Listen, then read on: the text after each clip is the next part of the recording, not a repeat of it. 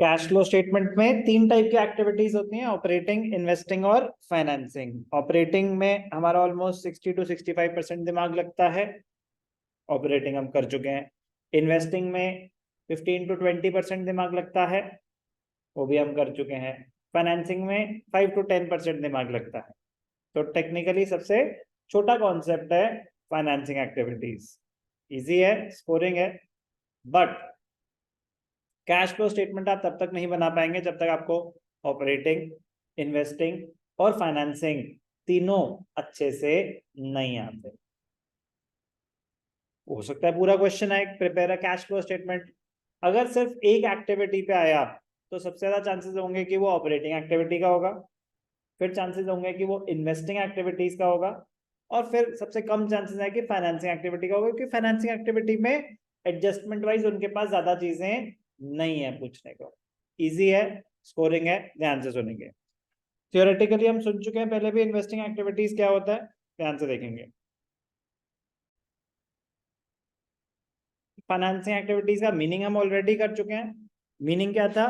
Activities relating to various sources of finance, not just the long term sources, various sources of finance. So it will cover short term sources of finance as well.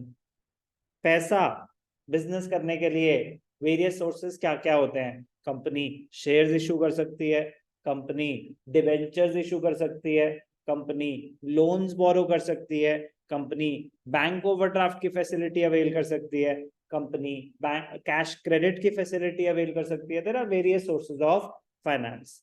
तो पैसा raise करना और repay करना वो तो financing activities है ही है, उससे रिलेटेड कॉस्ट भी, उससे रिलेटेड कॉस्ट भी।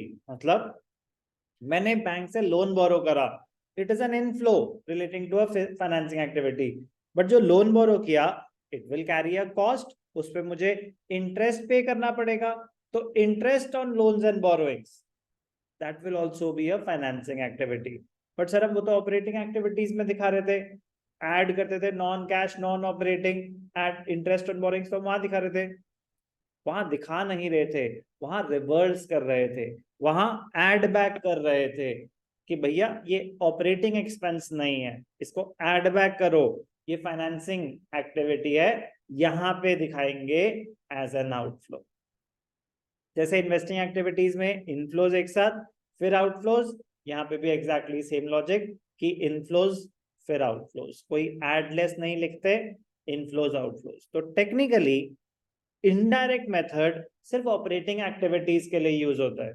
इन्वेस्टिंग और फाइनेंसिंग में तो डायरेक्ट मेथड ही यूज हो रहा है कि इनफ्लोज कैश और कैश फ्लो कहाँ कहाँ से आ रहा है, कहाँ कहाँ जा रहा है, तो डायरेक्ट मेथड यही होता था। तो टेक्निकली इनडायरेक्ट मेथड सिर्फ और सिर्फ ऑपरेटिंग एक्टिविटीज में यूज होता है।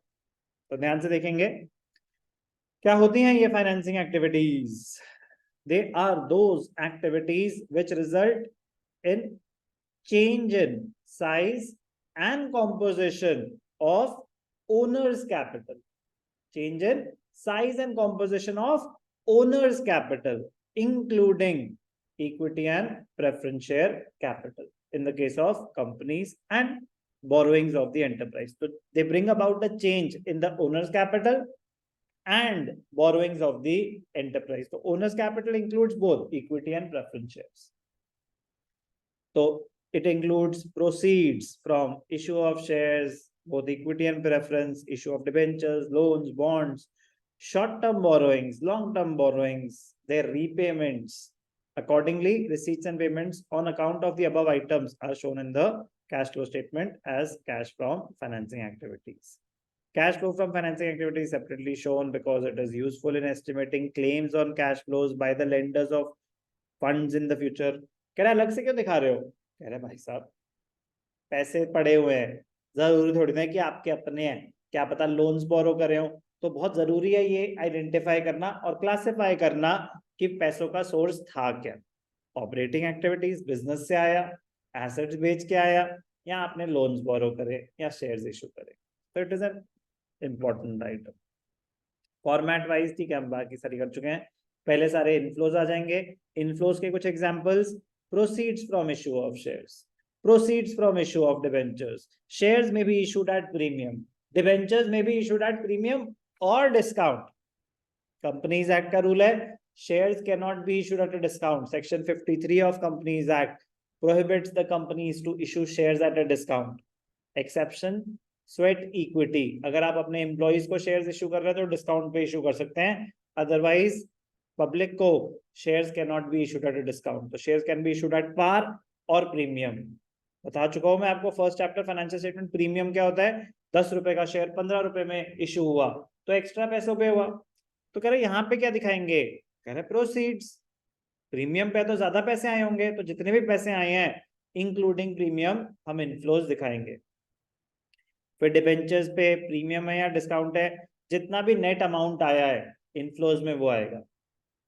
बोरोइंग्स है, बैंक ओवरड्राफ्ट बढ़ गया तो इस साल हमने और लोन बोरो किया बैंक से, कम हो गया तो कुछ पोर्शन आपने रीपे करा, कोई doubt.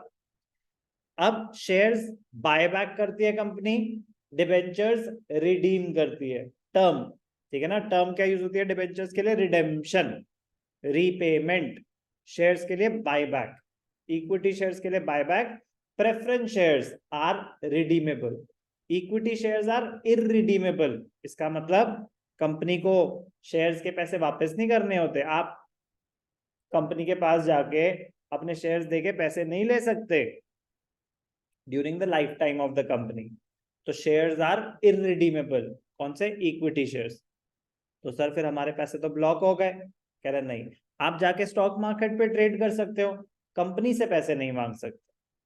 But debentures are redeemable, कुछ टाइम पीरियड के बाद आपको रीपेमेंट करनी पड़ती है। प्रेफरेंस शेयर्स, उनकी कैटेगरीज होती हैं, there are redeemable preference shares.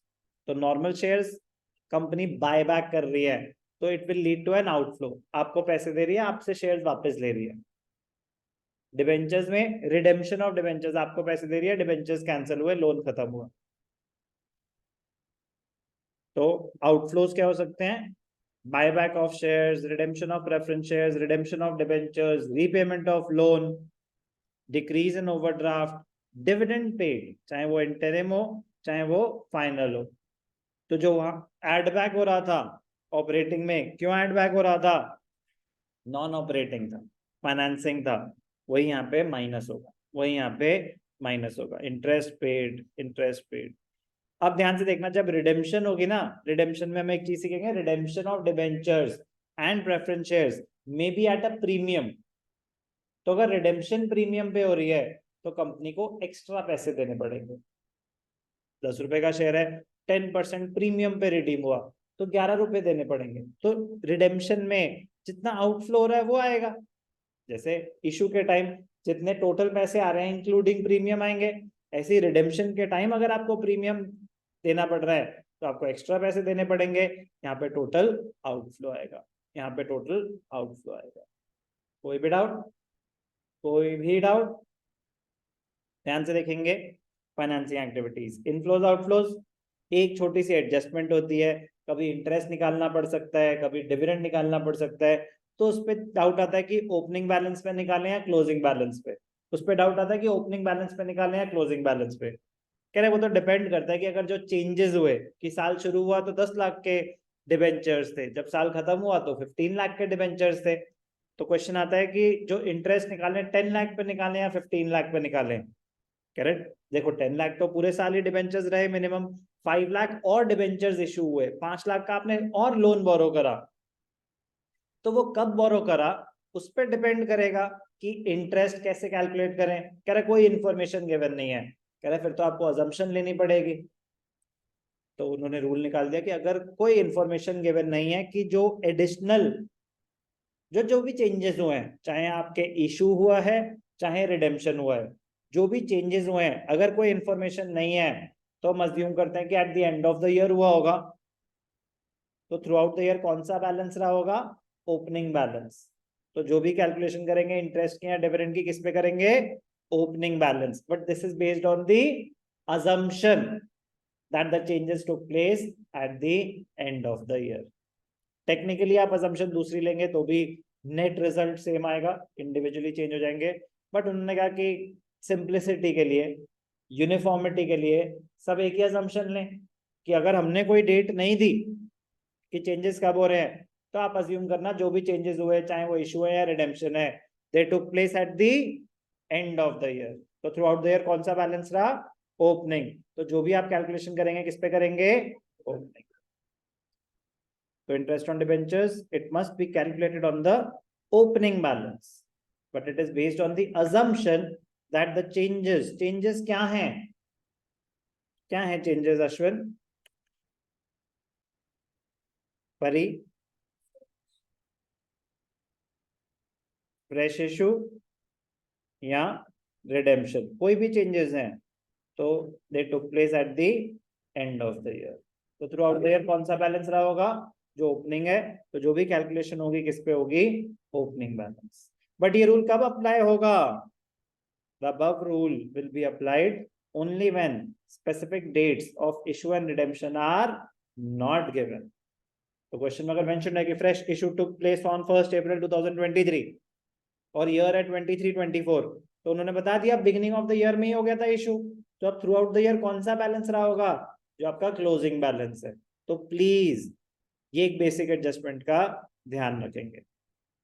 दूसरा, प्रपोज डिविडेंड में आपको बता ही चुका हूं कि प्रपोज डिविडेंड दो टाइप के हो सकते हैं, एक करंट ईयर और एक प्रीवियस ईयर। करंट ईयर को कंप्लीटली इग्नोर करेंगे, प्रीवियस ईयर एड बैक होगा ऑपरेटिंग में, यहाँ पे माइनस हो जाएगा। इंटरिम डिविडेंड का एक ही फिगर होता है, वही ऊपर ऐड होता है, वही नीचे माइनस होता है, नीचे कह रहा हूं मतलब वो ऑपरेटिंग में ऐड होता है, वही फाइनेंसिंग में माइनस होता है। कोई भी डाउट, फाइनेंसिंग एक्टिविटीज का फॉर्मेट खत्म। क्वेश्चंस करके दिखाता हूं, इजी है, इजी रहने देना। बट जैसे कि मैंने बताया, आप कैश फ्लो स्टेटमेंट तब तक नहीं बना पाएंगे जब तक आपको ऑपरेटिंग, इन्वेस्टिंग और फाइनेंसिंग तीनों अच्छे से नहीं आते। इम्पॉसिबल होगा कैश फ्लो स्टेटमेंट करना। इवेंचुअली किसी एक्टिविटी से रिलेटेड एक एक दो एडजस्टमेंट ही होंगी, तो ये देखेंगे आपको ओवरऑल अटेम्प्ट करना आता है कि नहीं आता क्वेश्चन, तो अभी कर पाएंगे जब फॉर्मेट छपा हो, प्रैक्टिस से होगा।